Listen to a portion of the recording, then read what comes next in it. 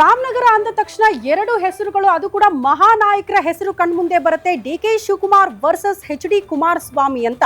ಈಗ ಮತ್ತೊಮ್ಮೆ ರಾಮನಗರ ದೊಡ್ಡ ಮಟ್ಟದಲ್ಲಿ ಚರ್ಚೆಯಲ್ಲಿದೆ. ಕಾರಣ ಬಮೂಲ್ ವಿಚಾರಕ್ಕೆ ಸಂಬಂಧಪಟ್ಟಂತೆ ಹೇಗಾದ್ರೂ ಮಾಡಿ ನಿರ್ದೇಶಕರ ವಿಚಾರಕ್ಕೆ ಸಂಬಂಧಪಟ್ಟಂತೆ, ಆ ಚುನಾವಣೆಗೆ ಸಂಬಂಧಪಟ್ಟಂತೆ ನಮ್ಮ ಕೈ ಮೇಲಾಗಬೇಕು ಅಂತ ಈಗ ಡಿಕೆ ಶಿವಕುಮಾರ್ ಬ್ರದರ್ಸ್, ಮತ್ತೊಂದು ಕಡೆ ಎಚ್.ಡಿ. ಕುಮಾರಸ್ವಾಮಿ ಅವರು ಪೈಪೋಟಿಗೆ ಬಿದ್ದಂತೆ ಕಾಣಿಸ್ತಾ ಇದೆ. ಬಮೂಲ್ ಚುನಾವಣೆ ಗೆಲುವಿನ ಜವಾಬ್ದಾರಿಯನ್ನ ಒನ್ಸ್ ಅಗೇನ್ ನಿಖಿಲ್ ಕುಮಾರಸ್ವಾಮಿ ಅವರ ಹೆಗಲಿಗೆ ಹಾಕಲಾಗಿದೆ. ರಾಮನಗರದಲ್ಲಿ ಬಮೂಲ್ ಚುನಾವಣೆಗೆ ತಯಾರಿ ಮಾಡಿಕೊಳ್ತಿದ್ದಾರಂತೆ ನಿಖಿಲ್ ಕುಮಾರಸ್ವಾಮಿ.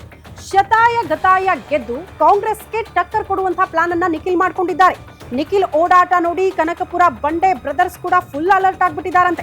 ರಾಮನಗರದಲ್ಲಿ ಬೀಡು ಬಿಟ್ಟಿದ್ದಾರೆ ಡಿಕೆ ಶಿವಕುಮಾರ್. ಮತ್ತೊಂದು ಕಡೆ ಡಿಕೆ ಸುರೇಶ್ ಮಾಜಿ ಸಂಸದ ಡಿಕೆ ಸುರೇಶ್ ನೇತೃತ್ವದಲ್ಲಿ ಸಭೆಗಳ ಮೇಲೆ ಸಭೆ ಆಗ್ತಾ ಇದೆ.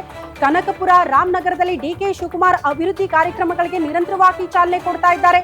DK versus HD. ಕುಮಾರಸ್ವಾಮಿ ವೇದಿಕೆ ನಿರ್ಮಾಣ ಮಾಡ್ತಾ ಇದೆ ಬಮೂಲ್ ನಿರ್ದೇಶಕರ ಚುನಾವಣೆ. ಇನ್ನೊಂದು ವಿಚಾರ ಗಮನಿಸಬೇಕು. ಈಗ ಆಲ್ರೆಡಿ ವಿಧಾನಸಭೆಯಿಂದ ಅತಿ ದೂರದಲ್ಲೇ ಜೆಡಿಎಸ್ ನ ಇಡುವಲ್ಲಿ ಪ್ರಮುಖ ಪಾತ್ರ ವಹಿಸಿದ್ದಾರೆ ಡಿಕೆ ಬ್ರದರ್ಸ್. ಈಗ ಒನ್ಸ್ ಅಗೇನ್ ಸಹಕಾರ ಕ್ಷೇತ್ರದಿಂದಲೂ ಕೂಡ ದೂರ ಮಾಡಬೇಕು, ಜೆಡಿಎಸ್ ನ ಹೆಸರು ಇಲ್ಲದಂತೆ ಮಾಡಿಬಿಡಬೇಕು ಅಂತ ಪಣ ತೊಟ್ಟಿದ್ದಾರೆ ಡಿಕೆ ಬ್ರದರ್ಸ್. ಅದರಲ್ಲಿ ಸಕ್ಸಸ್ ಆಗ್ತಾರಾ ಅನ್ನೋದು ಕುತೂಹಲ.